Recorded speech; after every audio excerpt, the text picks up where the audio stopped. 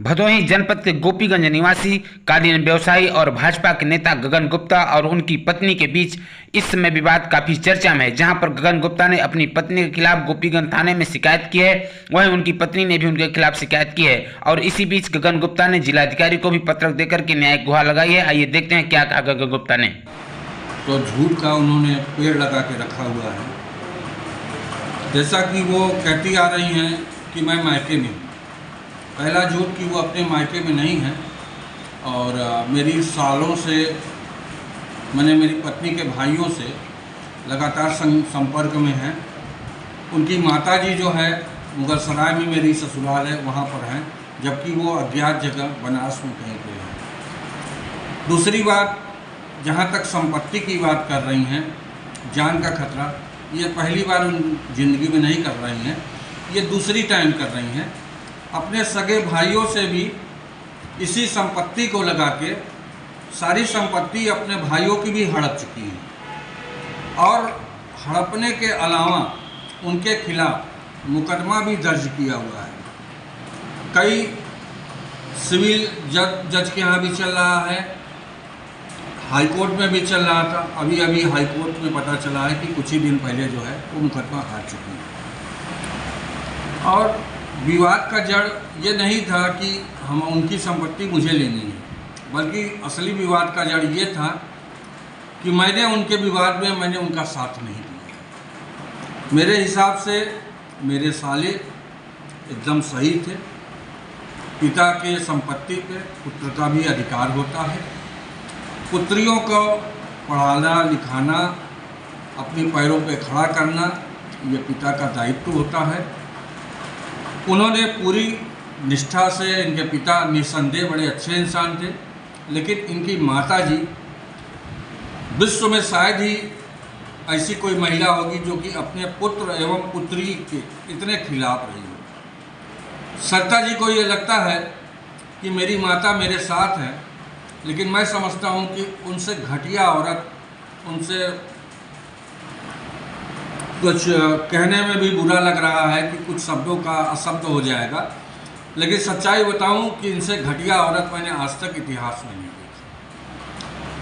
अपने सगे बेटों की संपत्ति को हड़प के आज ये माँ बेटी लोग दोनों लोग बैठी हुई हैं।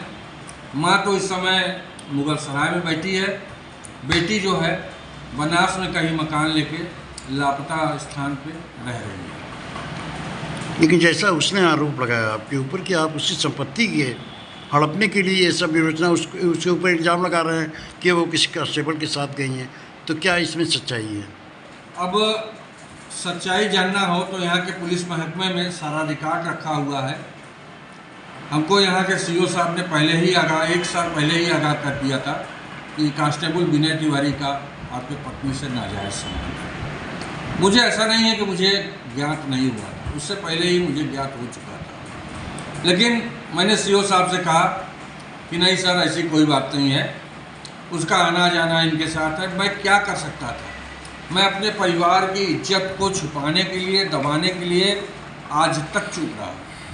मुझसे बहुत पत्रकार बंधुओं ने फ़ोन करके पूछा कि सर क्या बोलना चाहेंगे। मैंने आज तक किसी भी पत्रकार बंधु से हाथ जोड़ के यही विनती की कि ये पारिवारिक मैटर है, इसको आप कृपया करके जैसा मेरा सहयोग करते आ रहे हैं वैसा ही इसमें भी सहयोग करिए, इसको आप मत उछालने की कोशिश करिए। लेकिन जी बोलें। बात सर से ऊपर तब हो गई कि वो लगातार पेपरबाजी, बयानबाजी सोशल मीडिया पे लगी हुई हैं।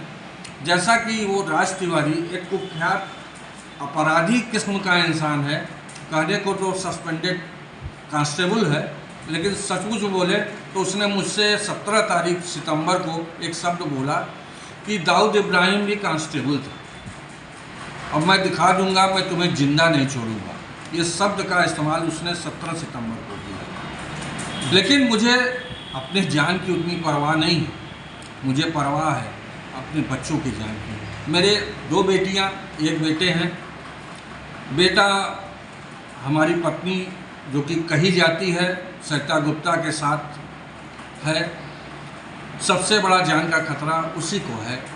उसके बाद मेरी पुत्रियां हैं, उनको भी वो तरह तरह का को उसको चक्र रचने की कोशिश कर रहा है। और मुझे डर है कि मेरी पत्नी, जो कि सरिता गुप्ता नाम है, उनको बेटा विनम्र गुप्ता, बेटियों को और मुझको किसी भी समय वो जान से मार सकता है। तो आज आप जिलाधिकारी महोदय से क्या आग्रह करने गए थे? जिलाधिकारी महोदय से हमने यही आग्रह किया कि महोदय, इसकी उच्च स्तरीय जांच कराई जाए, उसमें दूध का दूध, पानी का पानी हो जाएगा। मैं एक भाजपा का कार्यकर्ता हूं और मैं योगी जी को जानता हूं कि वो किस प्रकार से उनका डंडा चलता है। गलत को जवाब गलत तरीके से देते हैं, सही को सही तरीके से देते हैं।